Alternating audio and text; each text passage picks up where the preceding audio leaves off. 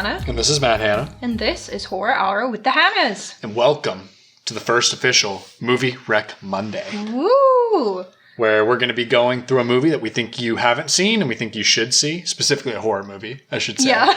And they're going to be a little quicker. It's going to be like a spoiler-free little review and a sales pitch on why you should watch it. Yes, I'm very excited for this. So we're out here picking stuff that we really like that for whatever reason we think not a lot of people have seen.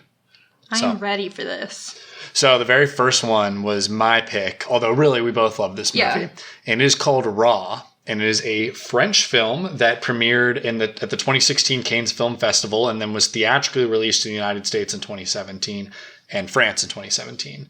It was written and directed by Julia Ducournau, pardon my pronunciation. These are all French people. And it stars Garance Marillier, Ella Rumpf, and Rabah Neat Ufella. That's definitely not how I pronounce that name, Ufella. I don't know French, so yeah, we've been to France once. I feel good about it. We're pretty good. We are. Parlez-vous anglais? Yeah, we. Merci. We got that down. Bonjour. Right? Yeah. Sorry. All right.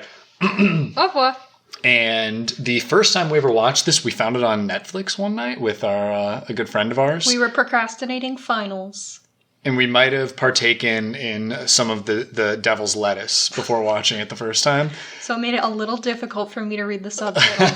Like, I yes, truly don't know how much of all the in, movie in French. And I remember, like, kind of not following it at first. And then when this thing ended, it, like, all clicked. Shit. And my mind was, like, blown. And then eventually we watched it years later, and I think we were like, this is just an incredible film. Yeah. So we both really like this. It comes highly recommended. So we're going to give you a back of the box synopsis, which is just like a quick, you're not going to have any spoilers, but just gives you the premise. So the plot follows a young vegetarian's first year at veterinary school in France, where she tastes meat for the first time and then develops a craving for human flesh. And that's all I can give you without spoiling anything. Yeah. So even that really spoils it a little bit, but that's the selling point. I mean, yeah, we had no idea what it was about, like, at all the first time. I don't even know why the fuck we put this on, frankly. I think we just found it on Netflix. And we were like, this looks cool. And we were in our dark phase, so we were really into... Dark is in the show dark. Yeah. You say someone's in their dark phase, I was like, what do you mean? Oh, yeah. No, we were in our subtitles, like, we were watching a lot of things. European horror, yeah. I would say. So, we were down. So, classification for this movie is it is considered a coming-of-age body horror drama film, which is a great genre blend. Definitely a body horror. And also definitely a coming-of-age film. Calling it body horror actually surprises me because I've seen, like, much worse when it comes to what's body horror. Definitely body horror. Okay. Doesn't mean it's the worst. It's a very tense film. I like it a lot. I'll keep saying that. It's really like, even if a lot of times you can't handle body horror, which a lot of times does really bug me, I don't think it's that bad, but it certainly fits into that classification. Yeah. I mean, she develops a craving for human flesh, so I mean... Yes. Great name for the movie, too. Make your assumptions. Yeah. It's actually called grave in French. What's that translate to? I looked it up and now I forget. Severe. Severe was what I found. Interesting. I like raw better, frankly, but I'm a dumb American, so who knows? Grave from English to French is tombe, but it's not that. So if we go yeah, like tomb. Tomb. Oh yeah, tombe. That is embarrassing. No, French to English is severe. Yeah, I was right. Interesting. No, I think raw is like kind of a perfect name for it, honestly. It's simple. Yeah. I don't know if it pulls you in, but oh my god, so many clicking. Sorry. Okay. So why you haven't seen it? That's our first category. It's in French. It's French, and I don't really think it had a big wide release here, other than the Cannes Film Festival. It was released, but I don't know if it went to theaters, or if it did, it probably was only in select.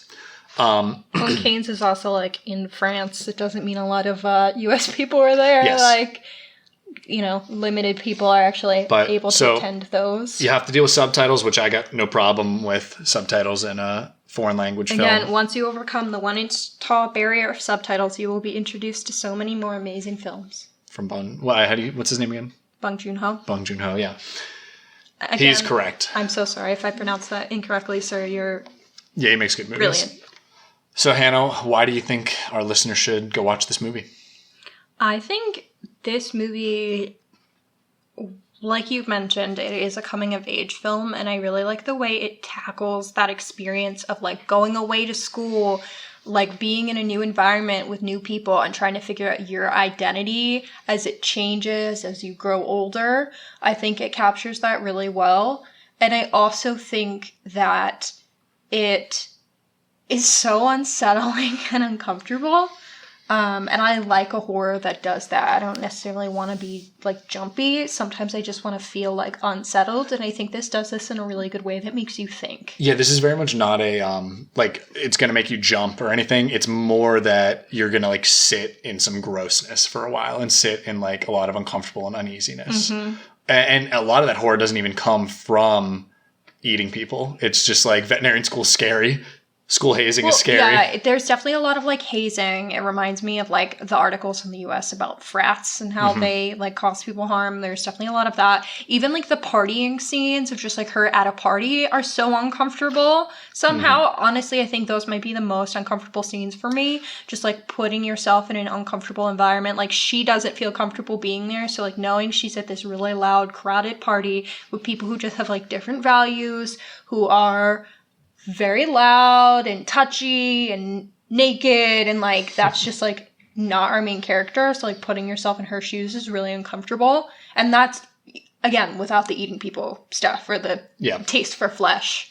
That is, and then that's just a whole another element of it. So I think it's doing a lot that is scary or unsettling or uncomfortable before you even get into any, like, classic horror trope. Yep. I'll say I also always like to push that it's a woman director, and I think women directors have a very different eye when it comes to horror. So I'm always going to try to push and try to elevate that voice, because you get something completely different out of it, especially when this movie is about, like, womanhood and, like, sister relationships. I think that, like, really elevates it. And I think that's also something you don't see in horror movies, is this, like, coming of age story that really does tackle the idea of, like, sisterhood and coming of age from a woman's perspective, where I think a lot of coming of age we've seen are very much from the man's perspective. Yeah, definitely. And I wrote that, hey, it's a stomach-churning narrative, has great performance, and then the heart of a coming of age movie, especially for sisters or people, like, leaving the nest for the first time, heading off to school. And I think that it's just, like, a really fun genre blend that also is going to make you feel kind of like shit. And that's what we want out of our horror movies. As someone who definitely had, like, a difficult transition to college, I feel like this, and then, what's the Anya Taylor-Joy movie? Last Night in Soho. I think they both kind of give me that, like, I relate to that feeling of going off and feeling uncomfortable and, like, not feeling like I have my place yet. And, like, just trying to figure that out. So if that sounds good to you, watch this movie. It is so good. There's more than just that too. I think that's what really elevates it. But, like, there's something in it for everybody, which I enjoy. Like, especially for horror lovers. So we're also going to do a scarometer, where we do an out of 5 ranking on how scary we think the movie is. So I want to know where you sit on that, and then, like, what type of scare you would consider it. On a scarometer from 1 to 5, I would put it at, like, a 3.5 or 4, probably more like a 4. I just think it's like I said earlier, it's the kind of, like, unsettling, uneasy, scary. Very uncomfortable movie. And I agree. I think I put it in that range for just, like, sheer uncomfortableness. Yeah. Like I said, it's not something that's going to make you, like, jump out of your seat or pull a hamstring in the theater. Yeah. But it's like, very much like you're just going to sit in, like, grossness and unease. Yeah, like, if we did, like, our scream and hide, there would be much more hides than screams. Yes. And the hides would just be, like, because it's tense and uncomfortable, not, like, but I wouldn't be screaming because there's nothing that's, like, popping.